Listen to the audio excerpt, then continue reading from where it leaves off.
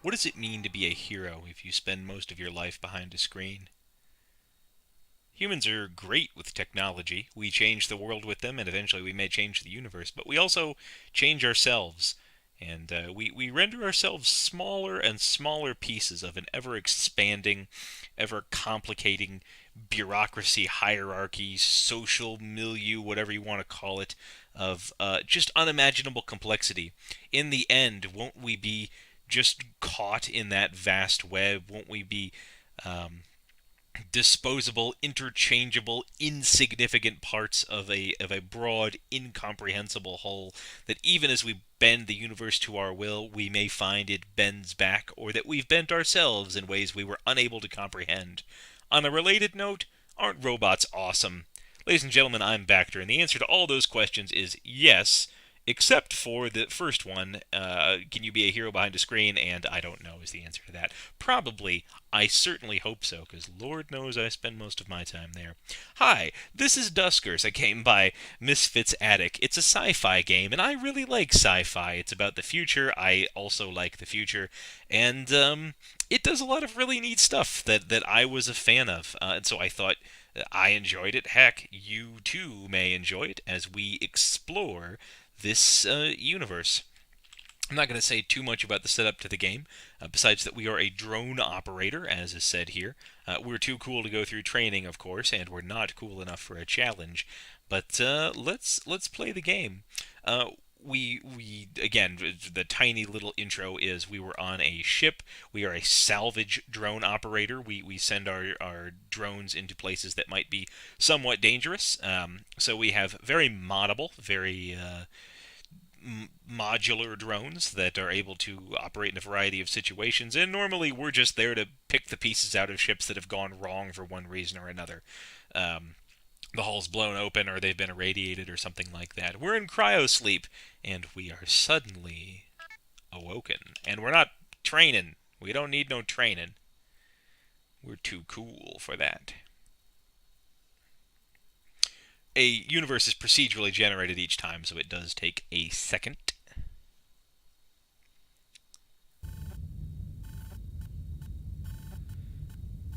Things seem to be going well. Oh, black flagged at the last lap. We've got low fuel, so we've apparently been rolling for a long time. We're the only person on our ship. And yes, please, let's send out an emergency distress sequence. Okay, it looks like there are 4 vessels in the area, and ain't nobody picking up their space phones. Fortunately, kind of what we do is explore ships, so we've got the drones and we've got the know-how to make this all work. Also, it appears that we've had an externally modified log. I think that means we've modified it because, as you'll see, it's just giving us some basic directives for now. Find other ships, find stuff that we need for survival, find survivors, and, press the reset button if it goes bad. This is kind of a hard game, so we will probably have to reset at some point in time. But this is the universe. Now let's begin to explore. So let's very briefly go over the HUD and all of what it tells us. This here is, the blue is us, the ship, and we are near a number of these other ships, just sort of floating free in space here. I don't really think that these lines mean anything special in particular, except that obviously these ones home in on our destination. Up here we can see our views. We can look at the universe, and we have no idea what the universe looks like. Presumably our maps aren't that great. Anyways, we can also see galaxies. We are currently in the Athens galaxy, I think. Yeah, we can look at what other systems look like and see, oh gosh, they have a whole bunch of other stuff in them, don't they? And we can sort of zoom in on each of them there. You can see that each of these take 1 unit to get to. That's jump fuel, so we could get to any of these if we wanted to. Universe-wise, we have no, we don't know what's going on there, but we have jump fuel to get between galaxies, and let's get back to our own, let's say. Here we have propulsion fuel to get around our own system. And so we have 6 propulsion fuel. You get a complete refuel on propulsion fuel every time that you jump between galaxies, which is obviously super nice. Objectives, as far as that goes, again, we're just looking for stuff to survive. We're trying to get some resources, and we're looking for survivors. We also have scrap. Scrap is kind of currency. You can do things with scrap. We'll want to be picking that up as we go. Now, as far as the final bit here, we have drone, ship, and modification config. We can look at our drones. We got Zach, Abby, and Jeff. Say hello to them. They are our best of friends. One of them has a motion detector and the ability to gather resources. That's fuel and scrap, as discussed before. One of them is able to power generators, and one of them can tow things that they find, other drones mostly, or they can interface with consoles that we find throughout the ship. That's a very solid loadout to begin with, and I'm happy with it. We can, if we wanted to not have a drone or whatever, then we can, like, send them over to our reserves. I'm going to take all 3 drones on board because, the more the merrier.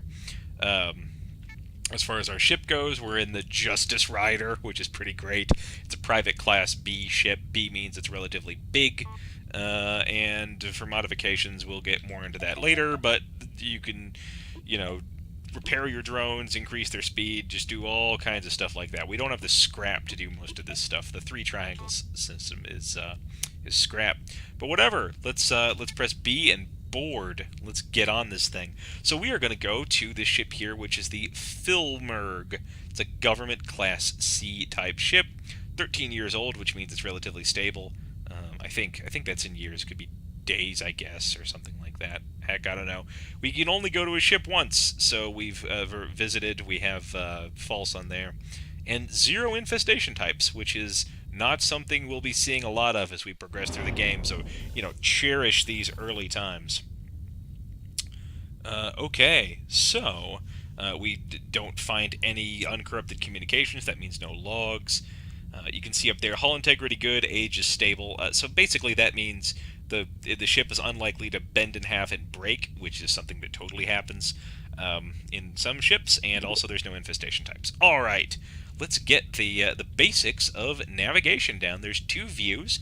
There's this ship view, and there's what you might call a tactical view. And I've got the Halloween overlay on, so Zach is looking a little bit like a spooky ghost there, as you can see. That's fine. Happy Halloween, Zach. Jeff and Abby here are more what your standard drones like. You can switch between drones with numbers, and as you may be able to tell, the hero, again, the actual character, is meant to be us, some distance away in our own home ship, controlling these drones. And that feeling of immersion is actually pretty neat, as far as I'm concerned. It's part of what makes me enjoy this game, because I can really put myself into the action. I'm probably going to turn the Halloween thing off on future updates, but for now, let's keep it. So, you type in the name of a door to open it. We always start in R1, room 1, and we always start by A1, that's the first door. And, oh, the Halloween overlay. Fine, you know what? We're gonna roll with it. I should maybe just restart and turn this off, but whatever. Normally, this yellow thing would look different. This is scrap, and it's apparently been rendered as candy corn here. That is fine. You can see that all these doors are either kind of a light blue when I encounter them in tactical mode, or just a gray in the map mode. That means these are unpowered rooms, which means, even though I know this is room D4, if I try to open or close the door, it doesn't work. The other thing that's valuable to know is I can move manually around like this, and I'll want to be doing this a lot. When I find scrap, for instance, I'll want to type in gather, and that gets me it. Or I can go to the map view, and I can say, for instance, navigate 1R3, and that basically says all rooms have the prefix R, all doors have the prefix D, and our drones just have a regular name behind them. I find the graphics to be really cool, actually. I like this sort of staticky thing, and I like that different ships have different sensors on them.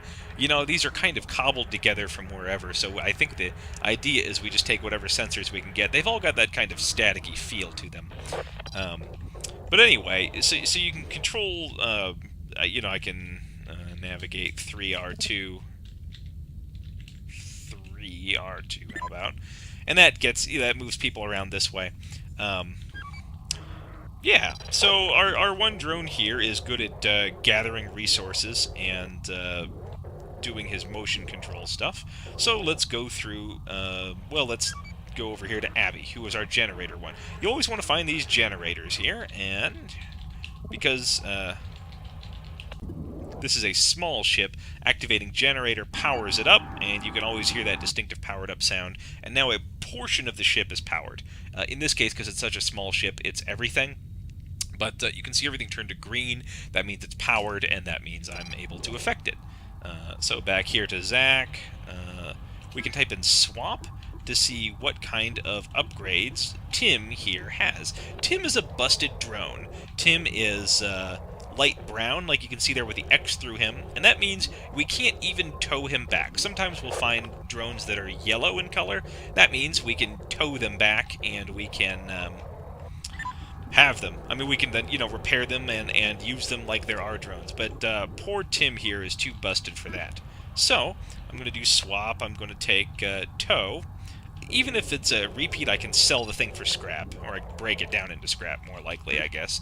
And I'll take mine. And mine is neat because it's that's our very first offensive mod that we can have. We can just lay a mine in a room, and if something nasty walks over it, then that thing gets blown up. Now, the one error I've made so far is leaving all these doors open. There are, in fact, dangers in this universe, and so you'll want to make sure that your routes of escape are covered. I can activate motion controls. You can see these green lines here. There's 3 kinds of lines that we'll find. There are green, red, and yellow. Green means good for sure, everything's fine in that room. Yellow means we cannot tell what's going on, this room is unscannable, and red means there's something nasty in there for sure. Obviously, yellow is the most frustrating kind of line. More of that candy corn. And it's a pumpkin, of course it is. This is a fuel access point, so in addition to gather, I can gather all. That has me go and get everything. So here I'm siphoning the fuel out. Didn't really find any fuel in this small of a ship, but that's fine. So, let me use motion again here. You can see that gather really doesn't have a number by it, which means all of the mods take wear the more you use them, so eventually the thing will break. But it takes longer. With motion, I have 50 charges on the thing. I can replenish it with scrap, just like everything. Yeah, there's no enemies on this ship, so we'll just open it, and then we'll navigate all R1.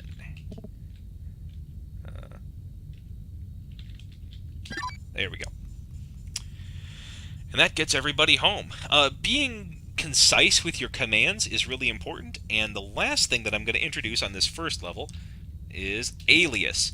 This is really an excellent thing in the game, because you can introduce particular commands that then you can type in exchange for those. So you see, we have 2 to begin with here. End is everybody go home, just like what I did. Begin, you open the first door, you send drones 1 and 2 to the first room, you have your second drone use the generator, and you do a status which shows you what kind of a ship you're on. That's like everything you want to do to begin a level. 1 command, then it's all done. You can chain commands like that with semicolons. To end, you just do that, and I like to have just a few little commands that are like shorter, so that you don't have to type out these long words. Because believe me, when you're facing down some kind of a threat, you're going to want the ability to react soon. So let me just validate these. Yep, file looks okay. Again, it just looks through and says, is there anything that I can tell is the problem there? Anyway, we've got a couple extra commands in, and let's get out of here. Exit gets us out. So we didn't really do too much of anything. We got 4 scrap, which is fine. We lived for 1 day, and we have 2 new mods. Now, let's go to mods. And since we have 2 toes, and we don't need 2 of them, one of these we're going to convert into scrap. That gives us 3 scrap. And I think I might like to... can I repair this? Oh, I don't have the scrap to repair this sucker yet. And I won't, even if I convert this into scrap. It's going to take quite a lot to repair it. That's fine. I'll just take this extra scrap for now, and we'll get to that sucker later. So let's go to the next. Let's go to the next ship. There are many different kinds of ships. There's salvage, government, barge. Muteki is a big corporation that has ships. Private, you'll see those sometimes, and all of them have their different characteristics. But for now, let's just go to the very next one, salvage. You can see that there's one infestation type on this ship.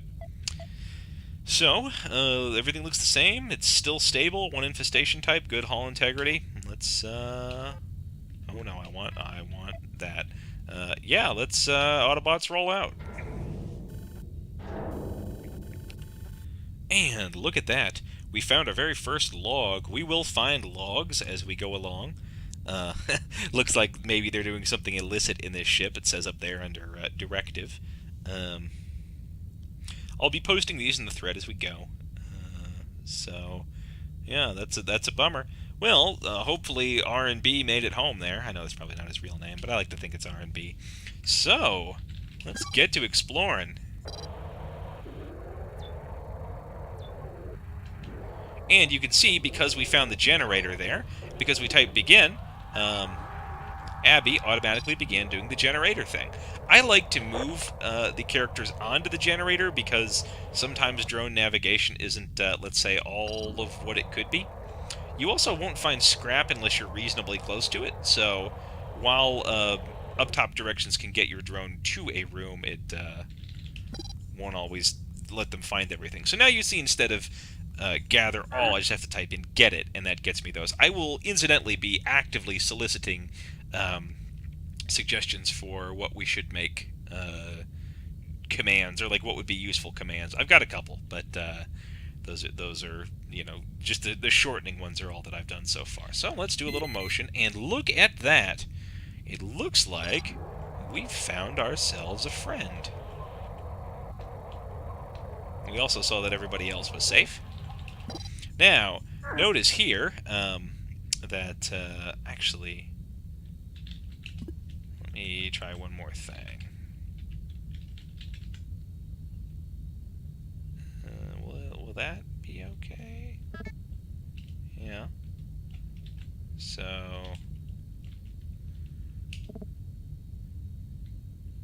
yeah, no, okay, there's something else I have to do that. That's fine.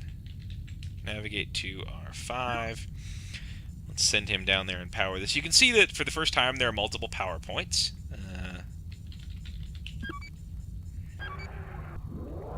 There we go. And there's something else you can notice too, which is, let me open up here. Find all the scrap here. What we have here is an exterior door that we haven't docked our ship at. So let's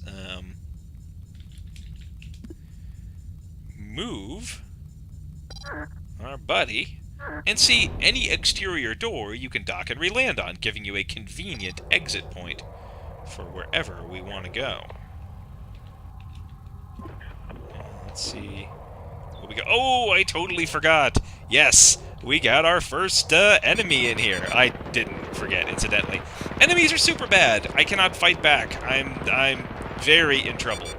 And video signal is lost. That drone is down. So, if I was more on the ball with things, I could have, you know, left before he found me, shut the door on him, attempted to run away, something like that. But most enemies in this game will kill you dead without a whole lot else you can do about it.